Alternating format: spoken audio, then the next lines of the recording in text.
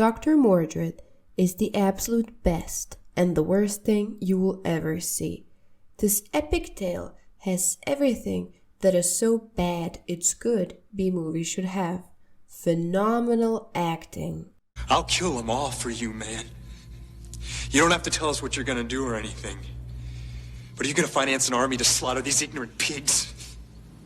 Something like that. Great dialogue. Why care you what happens to these vermin? What difference does it make if I want this dying planet? That's not what our power is for. For what then? And stunning costume design. Dr. Mordred is brought to us by Full Moon Features, same studio that brought us such gems like Evil Bong 66, Puppet Master, and of course, my personal favorite, Pit and the Pendulum, another Jeffrey Combs movie that had such a great premise for a so good it's bad B-movie, but just ended up being disappointing and boring. Actually, as I'm looking through the Full Moon Entertainment movie library, I'm not gonna lie, I am very intrigued by some of these flicks, especially the ones with puppets. I love me some good old stop-motion B-movie horror. As I mentioned previously, Dr. Mordred is starring Jeffrey Combs as the protagonist, an absolute living legend that starred in some of my favorite bad and actually quite decent movies. Okay, let's start the movie analysis. In the establishing shots, we, the audience, are introduced to Mordred's apartment, cluttered with all sorts of magical stuff.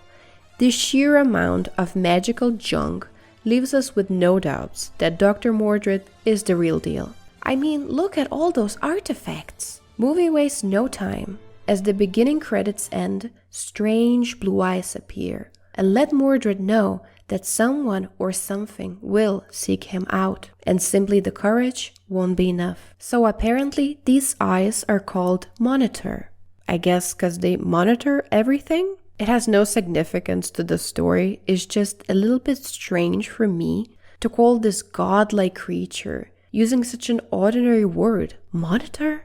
I might sound a little picky, but trust me, there's definitely a theme going on in this movie when it comes to bizarre name choices. Next scene is the robbery. Here we get a glimpse of some amazing props that we will continue seeing throughout the movie. Look at those totally metal crates that are so heavy. Just look at him being barely able to lift them. These cardboard crates are not just some ordinary crates. Oh no, no, no. They contain platinum, according to the movie, an alchemic element necessary for the evil plan. And unfortunately, our antagonist gets his dirty paws on them. This very evil man is called Cabal. See, I told you, there is a theme going on when it comes to bizarre names. Mordred, Monitor, Cabal. Sounds more like a magic spell than anything else. Also, our antagonist Cabal looks like a wrestler from 80s. I mean, look at his hair and the outfit. If 80s was a person, it would be Cabal. Oh, and check out his accent. Release this blood of the earth. May it find its place with the philosopher's stone. Doesn't it sound kinda German? Kinda like Arnold Schwarzeneggerish. I mean, if he was also Austrian or German, I wouldn't have even mentioned it, but considering the fact that the actor playing him, called Brian Thompson, was born and raised in United States, I am very puzzled about what is his reasoning behind it. Maybe, and just maybe, it has something to do with Brian Thompson being on Terminator. Maybe creators of Dr. Mordred assumed that the success of Terminator had mainly to do with German accent, and so they told this guy to do his best Arnold impression. Now that we're introduced to the protagonist and antagonist, we finally get to meet the love interest. Her name is Samantha, and she's a police department research consultant. Remember this piece of information, it will come in handy. During Samantha's and Mordred's first meeting, Mordred accidentally lets her know that he's over 100 years old. Then he's left with no other choice but to erase her memory. But this happens only once. You see, Mordred is so protective of his real identity just this once. In the future, he will spill the beans to the entire police department and tell Samantha much more things that might actually put him in jeopardy. So, what was the purpose of this scene where Mordred deletes Samantha's memory? Maybe just to show that he can erase memory? Okay, whatever, let's move on. Back at the Mordred's magician's cave, we see him standing next to the wall of TVs. These TVs are very silent until one of them just magically gets louder.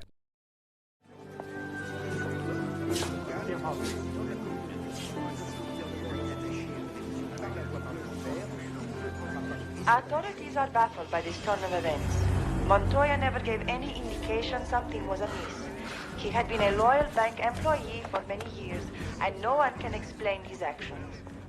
You see, Mordred didn't turn the volume up. TV did it by itself. This movie is full of moments like this one. But I guess since this is B-movie, it's not really the end of the world. Yes, it's not that significant in the grand scheme of things. But the fact that the editor watched this scene and was like, yeah, absolutely nothing needs to be fixed, just shows the kind of standards that Full Moon has. But anyways, Mordred learns from this TV presenter that a large shipment of platinum has been stolen. And this makes him very concerned, because this robbery is no coincidence. It's the beginning of Cabal's evil plan. Mordred does what every self-respecting magician would do in this situation, and refers to his trusty magician scroll chest. And yet again, we get to see some impeccable acting. Now it is important that we watch this scene very carefully. He opens a scroll, and we see some text on them, you see? And now watch this text turn into a map. There is a possibility it's some magical scrolls and this was intended to happen, but then watch it in the next cut to morph into a text again.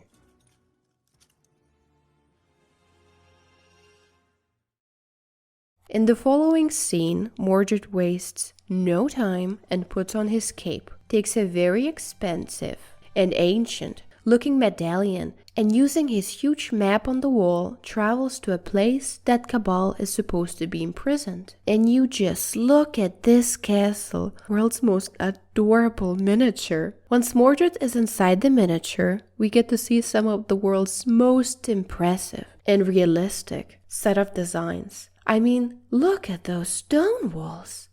Everything looks so authentic. Guard of this castle lets Mordred know that Cabal has escaped. This is where we hear the absolute best description of the villain anyone has ever created. Would have been kinder to kill me. Instead, he melted my eyes from their sockets.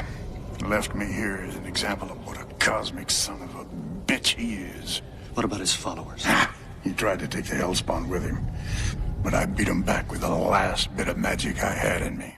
Guard calls Cabal a cosmic son of a bitch. Scriptwriter of this movie has such a way with words, a true master of a written art.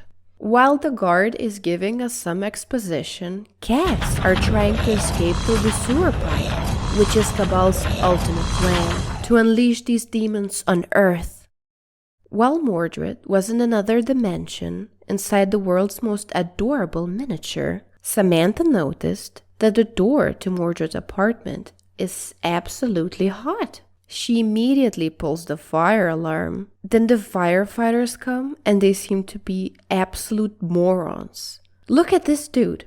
What is he trying to chop? Fire? And what is this reaction? Is he disappointed that there was no fire actually? While Mordred and Samantha are chatting inside Mordred's apartment and having a moment, we cut to the scene with these leather idiots who are Cabal's worshippers. Cabal appears out of nowhere and touches these 100% real diamonds.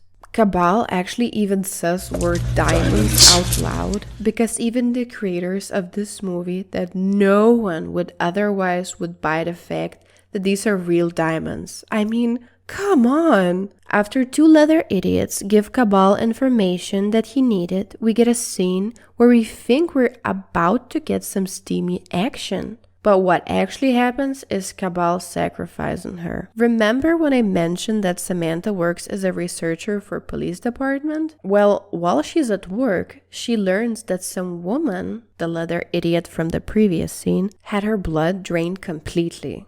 By the way, couldn't they just put an itty bitty of effort? Look at this mark. Is it just me or is it drawn with a pen?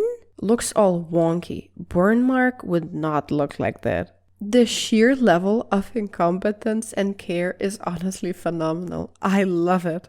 Samantha decides to ask Mordred if he maybe knows anything about the symbol left on the victim.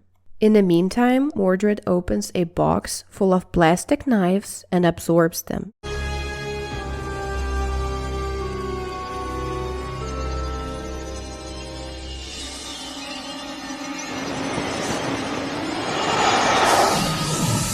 This makes Cabal appear in Mordred's apartment. Here we get to learn the main difference between our antagonist and protagonist. Mordred is servant to the people, and Cabal wants to rule them.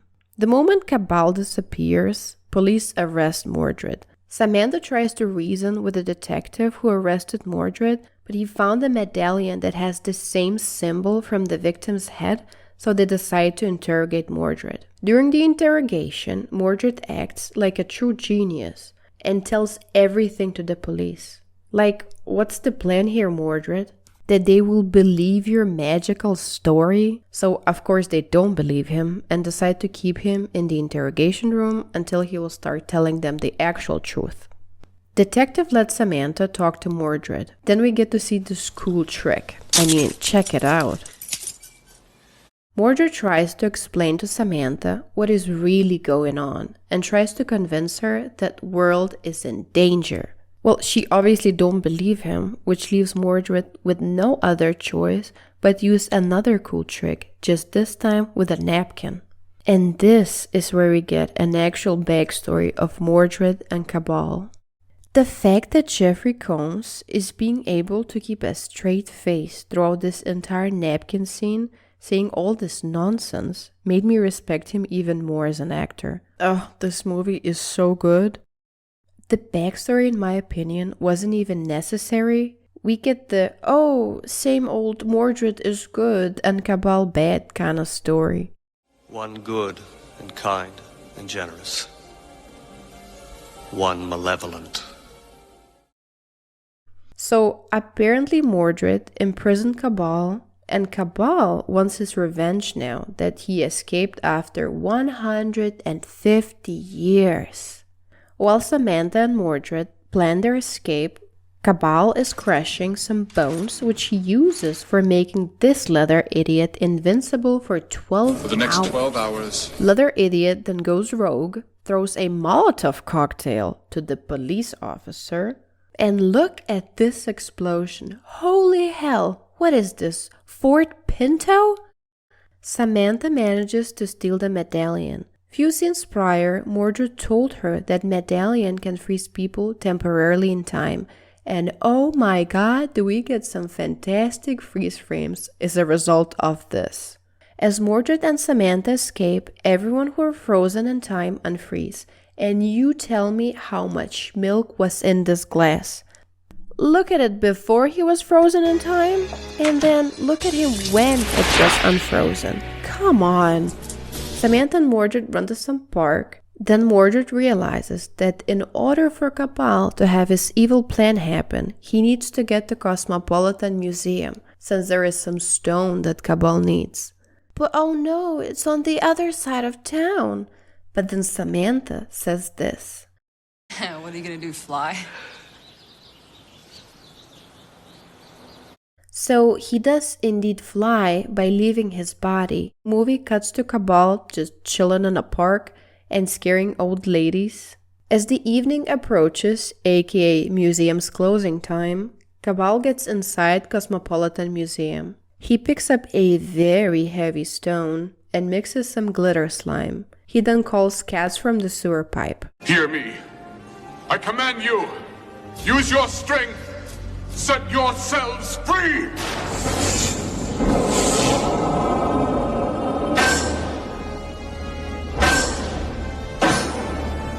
As kitties try to escape from the sewer pipe, Mordred shows up in his dashing dance outfit, ready for a dance-off. Then we get this epic fight with these stop-motion puppets. This right here is why I love 80s and early 90s movies. Look at that police officer's puppet!